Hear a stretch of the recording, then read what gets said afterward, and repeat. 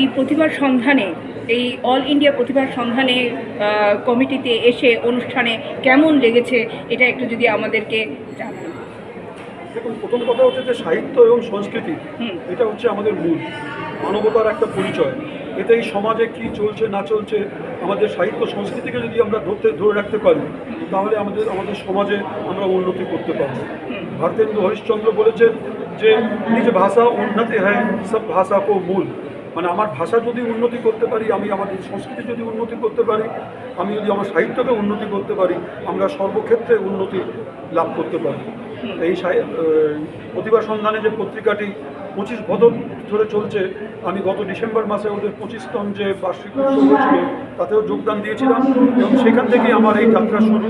এবং আজকে আমার এই দ্বিতীয় এই ওদের ইভেন্টটা যুক্ত হলাম, এবং আমার লেখাও আজকের যে সংখ্যা বেরিয়েছে তাতে প্রকাশিত হয়েছে। আমি খুবই খুশি, এবং আমি যদি কিছু কন্ট্রিবিউট করতে পারি প্রতিভা সন্ধানের জন্য, আমি নিজেকে ধন্য মনে করব।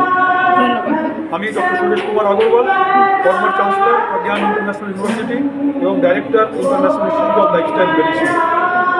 এই প্রতিভা সন্ধানকে কেন্দ্র করে মানে কি বার্তা দেবেন, কি বার্তা দেবেন আজকে প্রোগ্রামের উদ্দেশ্যে, কি বার্তা দেবেন? বার্তা হিসাবে হচ্ছে আমাদের সাহিত্য সংস্কৃতি যেমন সমাজের দর্পণ, ঠিক সেরকম আমাদের সমাজের মধ্যে শান্তি এবং সদ্ভাব তৈরি করার জন্য সমাজের এই পত্রিকার একটা অনেক মূল্যবান যোগদান রয়েছে।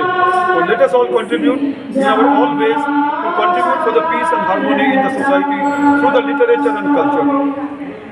Thank you so much.